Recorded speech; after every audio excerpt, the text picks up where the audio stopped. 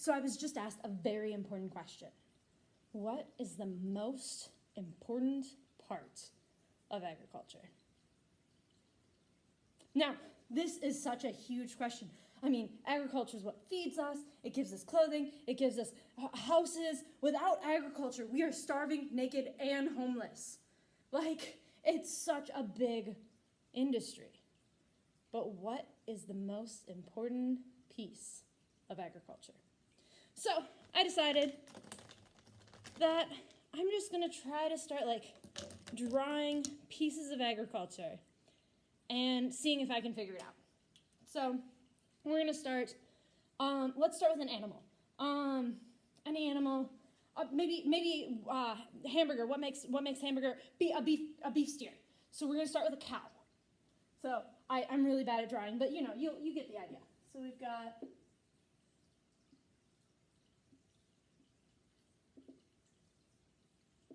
and so it's a cow. It's gonna go moo. Okay, so we've got a cow. And then, what does a cow eat? Because to make a cow, you have to have the food that it eats. Well, it eats a lot of plants. So it eats like grass and corn. So it eats grass and it eats corn. Okay, and what does grass and corn need? I don't have a yellow marker, but I have an orange marker. They need the sun, because we covered in Bill Nye that plants need three things to grow. They need sun. They need carbon dioxide. What was the third thing? Most plants need soil. These are all grown in soil. I don't have a black marker, but we're gonna pretend that's brown. So they need soil. And even forestry, where we're growing trees, these trees, they grow in soil. And natural resources, we pull those resources usually out of soil. So really, the base of all things agriculture come from soil. But a lot of times when we talk about soil, it's dirty. What's so special about a handful of dirt? Well, there's a lot of things special about a handful of dirt. First of all, it's not dirt, it's soil. In agriculture class, we never use the word dirt. Dirt is the junk you drag in on your shoes. Soil is alive. In fact, in a teaspoon of soil, there are over 1 billion organisms. In this handful of soil, there are probably more organisms than there are people in this world, which is insane. Soil is alive. Soil is necessary for human life. We owe our entire existence to about an inch of topsoil and the fact it rains. So the first thing we're going to be kind of diving into in the world of agriculture is soil. So let's kind of start with that. What is soil? Well, I've got a cup of soil right here. I'm going to add some water to it, make it a little muddy, and I'm going to play with it. Oof. And, okay, the soil, let's try to use a lot of our senses. First, let's smell it. Ooh, it smells kind of like Home Depot. Probably because this is bought soil. So the fact that we buy soil when you can step outside and just, dig up soil. There must be something special about this soil. And there is, which is why we pay for it. Now, if I look at the soil as I feel it, it really crumbles apart. Even though it's wet, it crumbles quite a bit. And I can stick it together, make it into a clump. But as soon as I pick it up, it kind of falls apart. So it looks really dark in color. It smells kind of like Home Depot. And when I feel it, when it's wet like this, yeah, there's some gritty things, but it kind of feels like flour. I wonder if all soil feels that way. Follow me and we're going to find out. All right, so I decided the first place we should check is right outside our door. So I grabbed some mud from right over there, and you know, this feels different than the soil we touched earlier too. The first thing, if I smell it, it smells a lot more like gravel, but that's probably just because it's right next to a gravel road. But the big thing is when I squish it, it forms a ball really easily, and it's a lot darker. And when I really squish it, it extends, doesn't crumble at all, or almost at all anyway. And it kind of feels like the clay in Mr. Z's class. Interesting. Let's check out one more place. So, we just landed at the beach at Moose Lake. And it's not a very good beach, but it'll work for our purposes. So, at the beach, we have a special type of soil. And you might make something like sand castles out of it because it sometimes sticks together, but not super well, only if we have a lot of water. So, if I feel it, first let's smell it. What does it smell like? Ah, decaying aquatic plant matter. Kind of smells like lake, which makes sense because we're at a lake. And then when I look at it, it's kind of a light-ish color.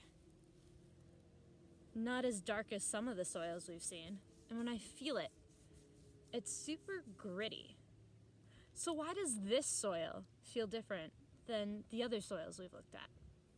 Well, let's hop back to the classroom and find out. All right, so we went outside and we played with some soil. It was squishy, it stuck together really well. Then we went to the beach and we played with some different soil. It was super gritty, it fell apart really easily. But why did different soils act differently? Well, there's a lot of reasons. In fact, soil is so complicated that you can have your entire college major in soil science. In fact, you can get a doctorate in soil science, and there's a demand for it. These doctors in soil science get jobs, which is insane. So obviously, as a 7th grader, I don't expect you to fully be able to grasp every characteristic of soil. But one of the big differences in the soils we tested was particle size. And there's kind of 3 types of particle size. First one, really, really, really tiny. And we call that smallest one clay. And clay is really, really small, and it feels a lot like the clay you play with in art class. It's squishy. When you squeeze it, it doesn't break apart. You can form it into things. And in fact, clay you get in art class is actually a type of soil. Now, bigger than clay, we have silt. And silt is more similar. Clay is more like the soil out on the practice field. Silt is more like the soil that we got from Home Depot. And now this is a mixture of a lot of different types of soil. There's some clay in it, and there's some of our third option. But it's more powdery, and it doesn't stick together quite as much as clay does. Lastly, our biggest particle size is sand.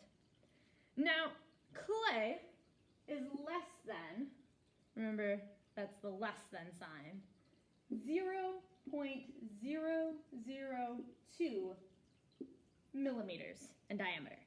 It's so tiny, you need a microscope to see.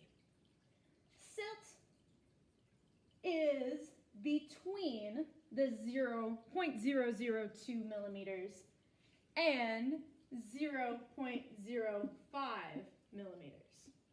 Sand can get as big, oops, that shouldn't be meters, it should be millimeters, can get as big as 2 millimeters. Anything bigger than 2 millimeters is considered a rock. So silt is between this 0.002 and that 0.05 millimeters. Now, those numbers are so small, they're hard to conceptualize. Because clay is so small, you need a microscope. And sand, every time we go to the beach, we can see sand. And silt is in between. But just to put a comparison on that size, I have a jar of marbles.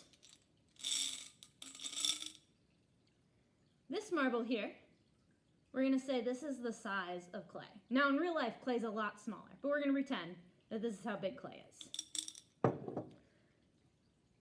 A golf ball, or this duck that's about the size of a golf ball, is the same size as silt. So clay, silt. Then, sand can be as big as this. There's that much of a difference in size. So, we have such a wide variety in size, it makes sense why different soils would behave differently. But that brings us to the question, why do we care?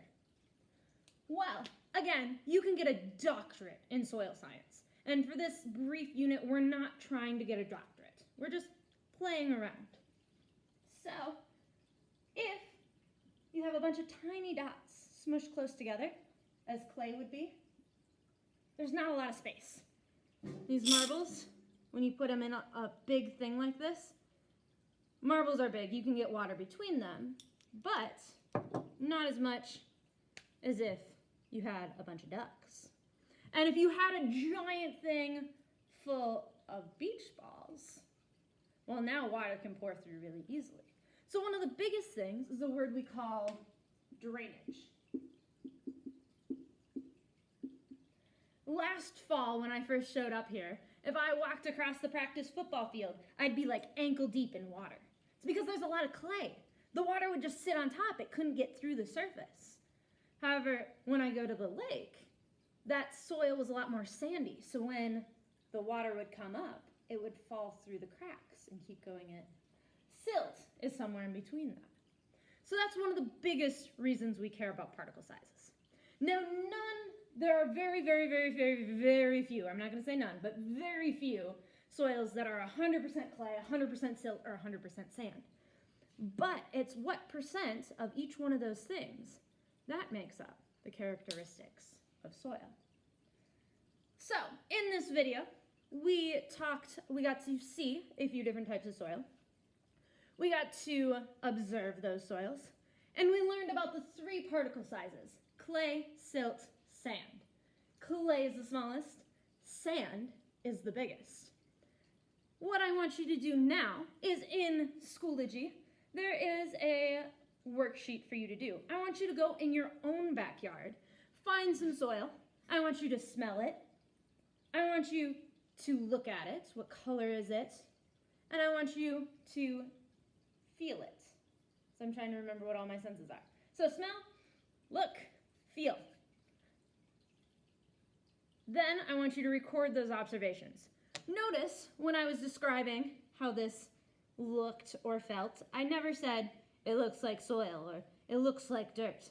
I said it feels like flour, or it's really dark in color compared to our sand that was really light in color.